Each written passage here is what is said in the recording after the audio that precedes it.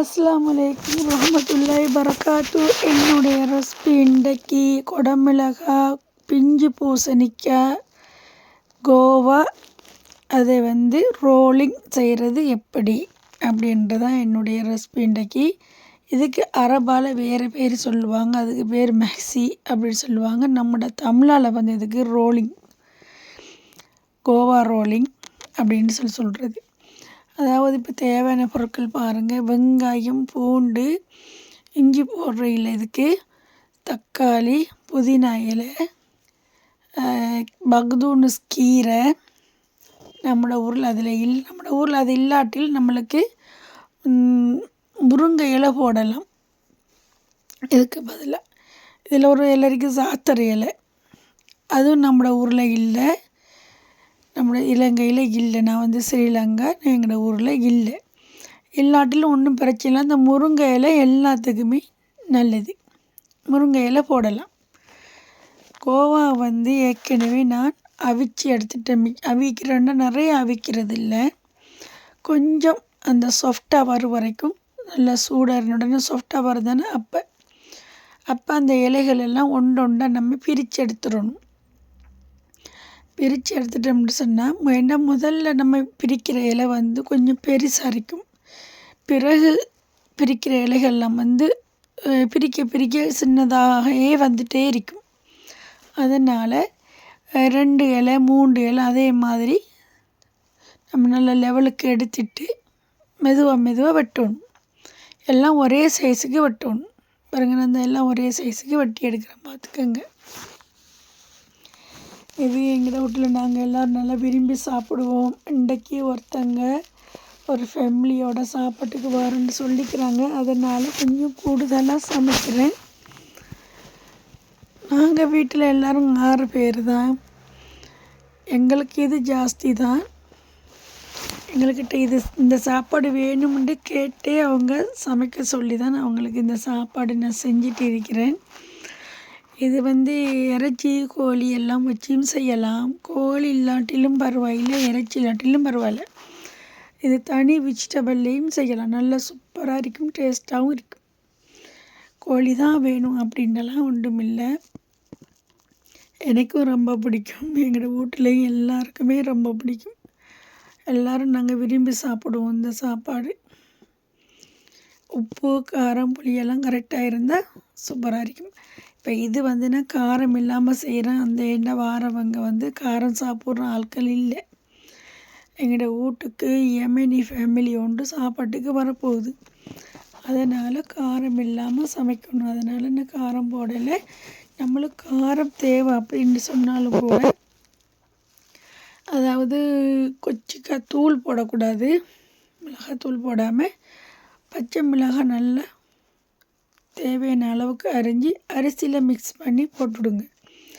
அதே மாதிரி நம்ம கொதிக்க வைப்போம் தானே, அவிய வைக்கும்போது அதுக்கு மேலாலேயும் பச்சை மிளகாயை 2 உடச்சி போட்டுட்டோம்னு சொன்னால் நல்லா காரமாக இருக்குது. நான் முதல்ல இது ஒரு டிசைனாக வரணும்னு சொல்கிறதுக்காக கோடு போட்டிருக்கிறேன். கிழங்கு சீவுற கத்தியால் கொஞ்சம் கோடு போடுற, கொஞ்சம் டிசைனாக வரும்னு சொல்லி. இதையும் நல்லா குடைஞ்சி எடுக்கணும், உடையக்கூடாது. கூசை பொதுவாக குடையும் போது நல்லா ஓட்டை விழுந்துடும். அப்போ ஓட்டை விழக்கூடாது. ஓட்டை விழுந்தா என்ன செய்யும், அவிஞ்சதுக்கு பிறகு வெடிச்சிரும், அரிசியெல்லாம் வெளியே வந்துடும். இது நல்லா ஃப்ரெஷ்ஷாக இருக்குது. இப்போ உடனே பிச்சு எடுத்த கூசை தானே இது. நாங்கள் அந்த தோட்டம் செய்கிறவங்களோட இதுக்கு தோட்டம் பார்க்க போகணும், அங்கேருந்து நான் எடுத்துகிட்டு வந்தேன் ஃப்ரெஷ்ஷாக.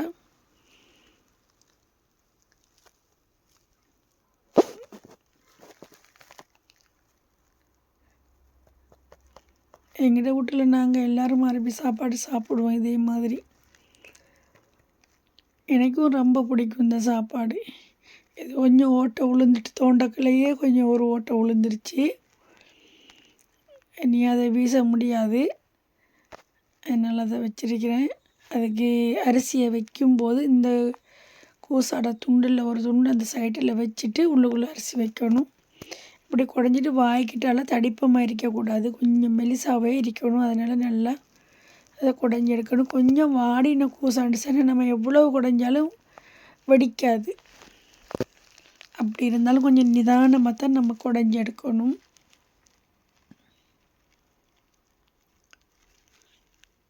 நிறைய ரெசிபி போடுறதுக்கெல்லாம் இது என்னால் முடியும். ஆனால் என்ன உண்டு, கேமரா பிடிக்கிறதுக்கு ஒத்தரும் இல்லை. இது இப்போ நான் ஸ்டாண்டில் வச்சுக்கிட்டு தான் உங்களுக்கு எடுக்கிறேன். அதனால தான் இந்த வீடியோ நீளமாக போயிட்டு இருக்குது.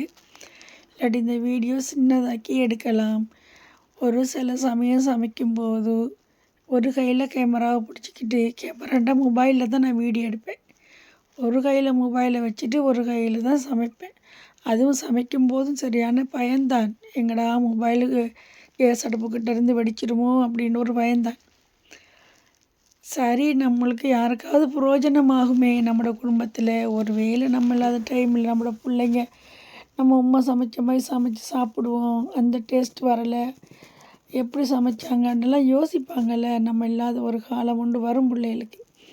அப்போ அவங்க இந்த யூடியூப்பை பார்த்து அவங்க பிரயோஜனப்படட்டுமே அப்படின்ற ஒரு எண்ணம் தான். அது மற்றபடிக்கு நிறைய சப்ஸ்கிரைப் வேணும், யூடியூப்புக்கு ஃபேமஸ் ஆகணும், பிள்ளைங்கள் எனக்கு வந்து யூடியூப்பால் எனக்கு ஏதாவது ஹெல்ப் வேணும் அப்படின்றலாம் ஒரு எண்ணமெல்லாம் ஒன்றும் இல்லை. பிள்ளைகளுக்கு பிரயோஜனமாக இருக்கட்டும் அப்படின்ற ஒரு எண்ணத்தோடு தான் நான் அந்த யூடியூப் சேனல் போடுறேன்.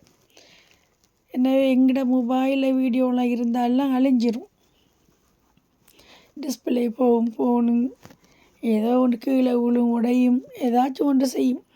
அதனால் அது இல்லாமல் போயிடும் வீடியோ வச்சுருந்தோம்னா. அதே மாதிரி யூஎஸ்பியில் ஏற்றி வச்சுருந்தாலும் அது சிலப்போ காணாமல் போயிடும். அதனால தான் யூடியூப் சேனலில் போட்டிருக்கிறேன். எப்போ சரி ஒரு நாளைக்கு எங்கட பிள்ளைகளுக்கு அது பிரயோஜனமாக இருக்கும். குடமிளகாயும் வெட்டி உள்ளுக்கு வைக்கிறது, அந்த விதைகள் எல்லாம் பிச்சு எடுத்துட்டேன் பாருங்கள். நான் கூசா வந்து எல்லாத்தையும் ஒரே லெவலில் நான் வெட்டி எடுத்துருக்கிறேன். பார்த்திங்களா, நல்லா இருக்குது. எனக்கு இந்த வெள்ளை கோவாவில் செய்கிறத விட அந்த க்ரீன் கலரில் செய்கிறது தான் சூப்பராக, எனக்கு ரொம்ப நல்லா இருக்கும், பிடிச்சிருக்குது.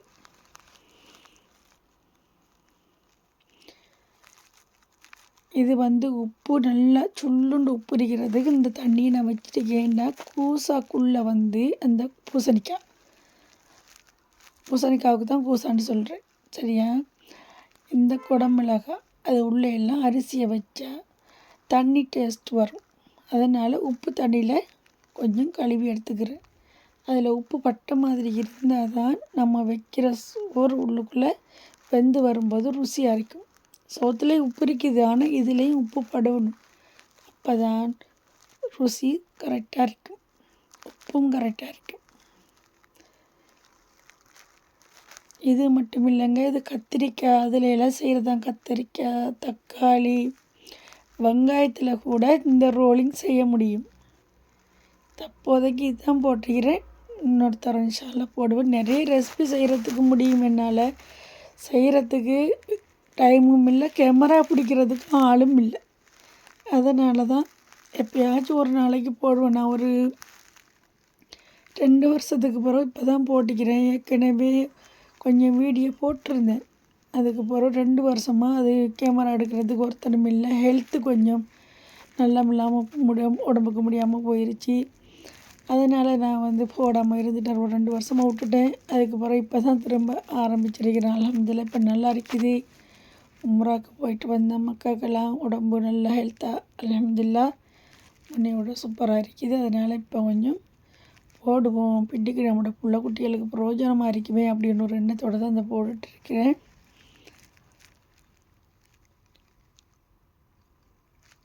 குடமிளகாட காம்பெல்லாம் வெட்டி விட்றேன். எல்லாத்தையும் மட்டும் இல்லை, அந்த வாடின மாதிரி இருக்கிற அதை தான் வெட்டிட்டு சும்மா இதுக்கு வச்சிருக்கிறேன். இந்த மூடி அவியோடணுன்ற ஒரு காரணத்துக்காக வச்சிருக்கிறேன்.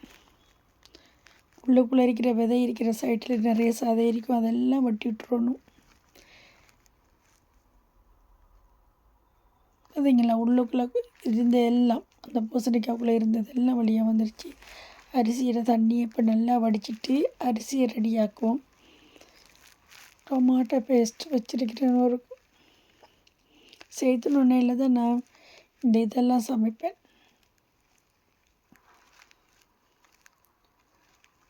நல்லா இருக்கும், சூப்பராக இருக்கும். செய்து நுண்ணையில் செஞ்சால் நல்ல டேஸ்ட்டு.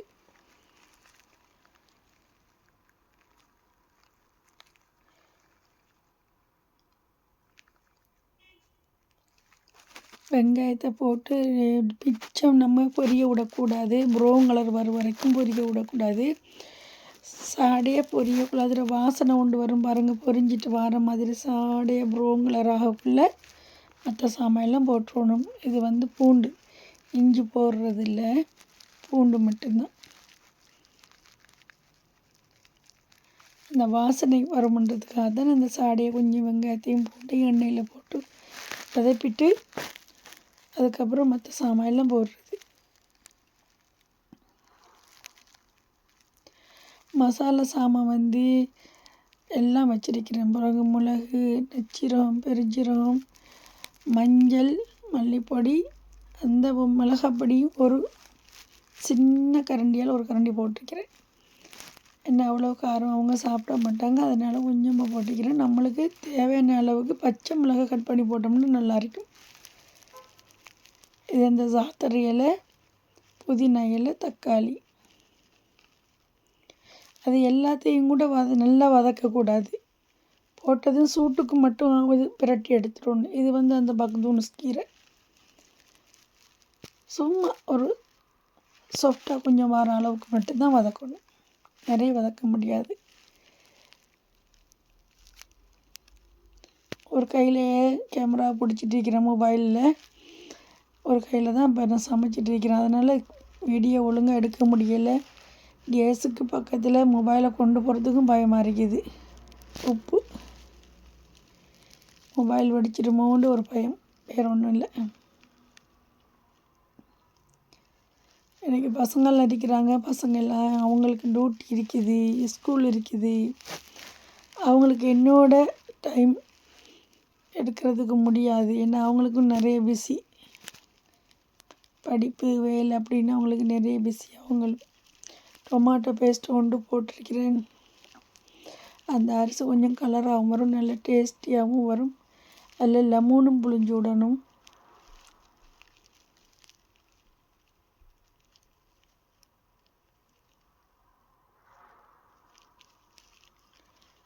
ரெண்டு நல்ல பெரிய லெமன் ரெண்டு புழிஞ்சிருக்கிறேன். அதில்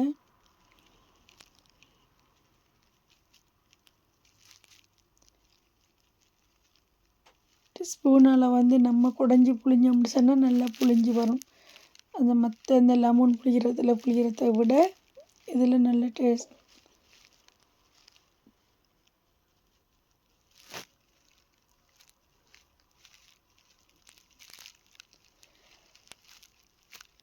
எல்லாருக்கும் பிடிக்கணும், சமைக்கிறது ருசியாக இருக்கணும் அப்படின்னு நினச்சிக்கிட்டு தான் எல்லாத்தையுமே செய்கிறது. ஏன்னா யூடியூப்பில் பார்க்குறவங்க யாராச்சும் நம்மளை பின்பற்றி சமைச்சாங்கன்னு சொன்னால் அது ஒரு டேஸ்ட்டுக்கு வரணும் அப்படின்னு ஒரு எண்ணமும் இருக்குது. நல்லா இருக்குது அப்படின்னு அவங்க நினைக்கணும்ல. சமைச்சு பார்த்துட்டு அது விதையெல்லாம் கொட்டி விட்டேன். ஸ்டவ் ஆஃப் பண்ணியாச்சு. இப்போ பாருங்கள், அதெல்லாம் நல்லா பரட்டி விட்டால் ரெடி ஆயிரும் அரிசி. இது பச்சை அரிசி தான். இது வந்து யமன் நாட்டு பச்சரிசி. நம்மளோட நாட்டு பச்சரிசியை விட இந்த யமன் நாட்டு பச்சரிசி நல்லா சூப்பராக இருக்கும், நல்ல டேஸ்ட்டும் தானே அது.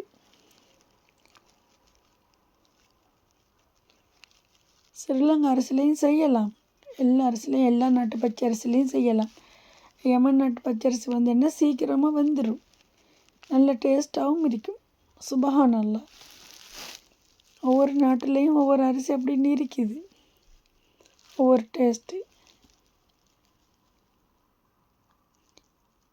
கிழங்க வந்து மெலிசாக சீவணும். சீவி எடுத்து நம்ம இப்போ கூசாவை அடுக்கி வைப்போம் தானே, அரிசியை உள்ளுக்குள்ளே வச்சு ரோலிங் பண்ணிவிட்டு, அதனால் அது அடியிலேருந்து அடி பிடிக்கும். அதுக்காக தான் இந்த கிழங்கு நான் வைக்கிறேன்.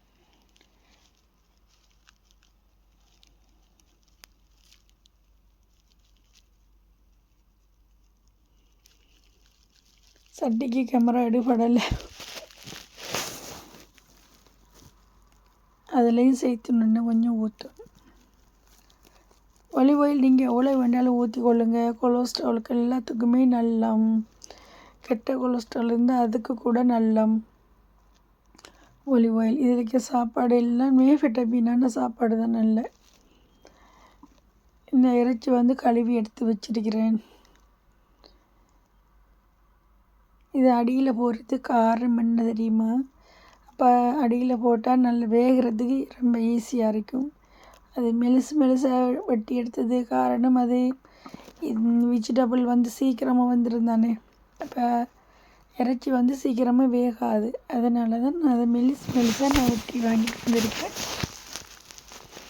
எல்லாம் லெக் பீஸாகவே வெட்டி வாங்கிட்டு வந்தேன்.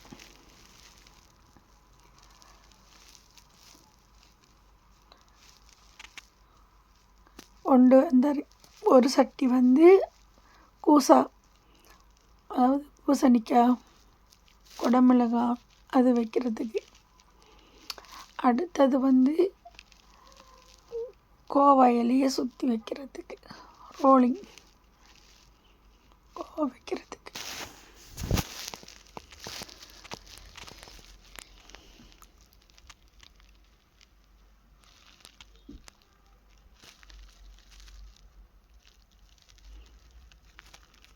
நல்ல ஃப்ரெஷ் இறைச்சி, அதால் தான் பிளட் வருது. எந்த இதிலெல்லாம் போய்த்து கடையில் வாங்கினோம்னு சொன்னால் கொஞ்சம் கூட எவ்வளவு கழுவினாலும் பிளட்டே வராது. கொட்டன் கழுவுற மாதிரி இருக்கும். அதனால் இது ஆடு மாடு அறுக்கிற இடத்துல வைத்து அறுத்த மாதிரி அப்படியே வாங்கிட்டு வந்தோம். ஃப்ரெஷ்ஷாக இருக்கட்டும். இதுக்குள்ளே அரிசி போட போகிறேன். அரிசியை வந்து எப்படி தெரியுமா, ஃபுல்லாக போடக்கூடாது. இல்லை முக்கால்வாசிக்கும் போடக்கூடாது, அரைவாசிக்கு கொஞ்சம் கூட போடணும். இப்போ அரைவாசி போட்டால் அன்றைக்கி இன்னொரு கொஞ்சம் அப்படி போடணும்.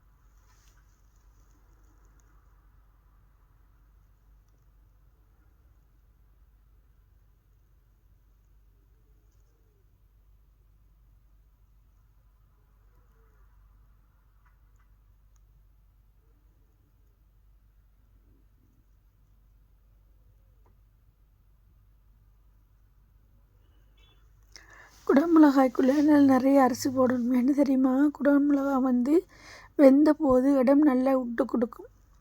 இலகி அந்த நெளிஞ்சு இருக்கிற இடமெல்லாம் பிரிஞ்சு பெரிய இடமா கொடுக்கும். அதனால அதுக்குள்ளே ஃபுல்லாக அரிசி வைக்கலாம்.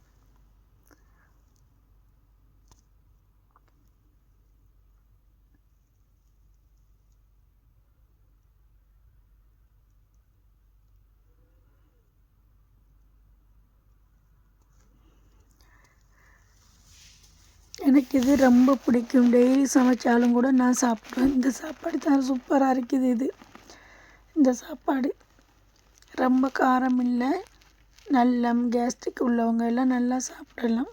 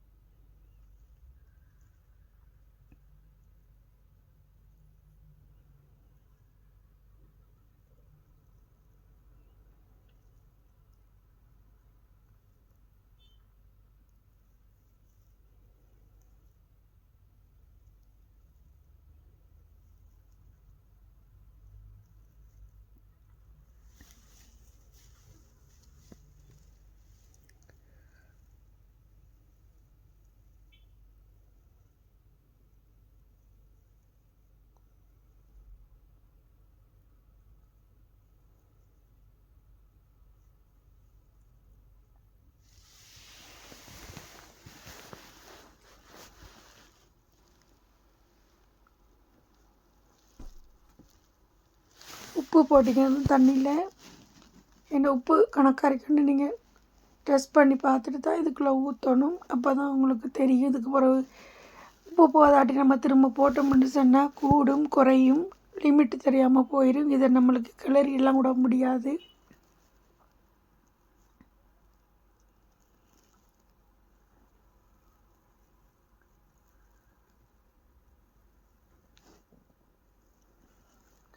ஸ்டவ் ஆரம்பத்தில் கொஞ்சம் கூட்டி வைங்க. கொஞ்சம் சூடேறி சாடையாக கொதிச்சுட்டு வரும்போது நல்லா குறைச்சி வச்சிடணும்.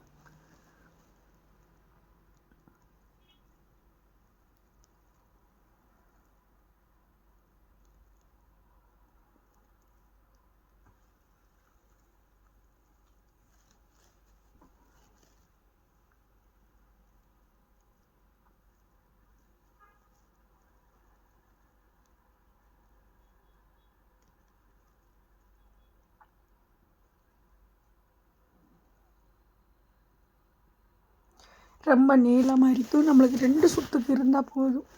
அரிசியை வச்சு அங்கே ஒரு சுற்றுற அளவுக்கு தான் இருக்கணும். ரொம்ப நீளமாக வச்சு சுற்றிக்கிட்டே இருக்கக்கூடாது. பிறகு அரிசியோட டேஸ்ட்டெலாம் ஒன்றும் வராது, சோறு டேஸ்ட்டும் வராது. அதுக்கப்புறம் அது என்ன செய்யும், சும்மா கோவா மட்டும் தின்ற மாதிரியே இருக்கும்.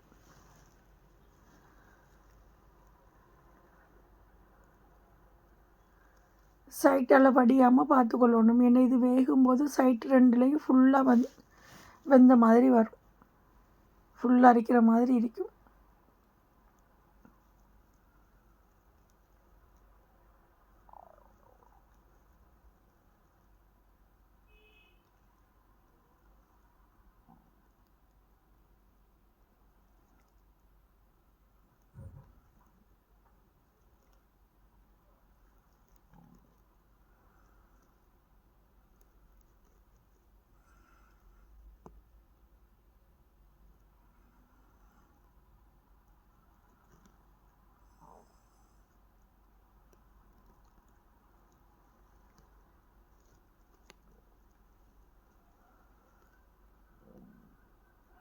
இந்த தண்ணியிலையும் கூட உப்பு இருக்குதுன்னா அப்போ தான் கலக்கின தண்ணியில் பேலன்ஸ் தான் இது. மேலால் ஒரு மண் கோப்பையே போட்டுடணும், பிளாட் மாதிரி உண்டு. அப்படி தான் அது கொதித்து வரும்போது ஒசந்து வரும், பிரியாது. நம்ம பாரம் எதுவும் வைக்க மாட்டோம்னா பிரிஞ்சிடும். தக்காளியை கிரைண்டர் பண்ணி டொமாட்டோ பேஸ்ட்டும் கொஞ்சம் போட்டு இப்போ இதெல்லாம் வெந்துருச்சு. ஏன்னா ஏற்கனவே ஏன் ஊற்றலன்னு தெரியுமா, இப்போ ஏற்கனவே ஊற்றினோம்னு சொன்னால் அடி பிடிச்சிரும், அடியில் நல்லா தீஞ்சு போயிடும். ஏன்னா அது பேஸ்ட் இருக்கிறதுனால ஸ்டவ் நம்ம குறைச்சி வச்சுருவோம், தீஞ்சு போயிடும். அதனால தான் நான் அப்படி வெந்ததுக்கு பிறகு ஊற்றிட்டு இருக்கிறேன்.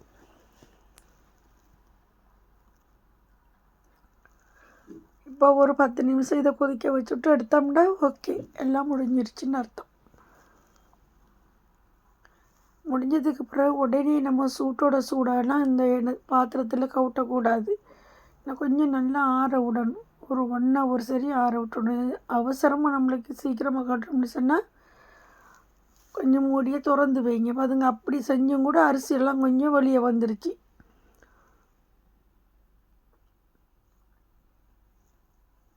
நல்ல டேஸ்ட்டாக சுவையான சாப்பாடு.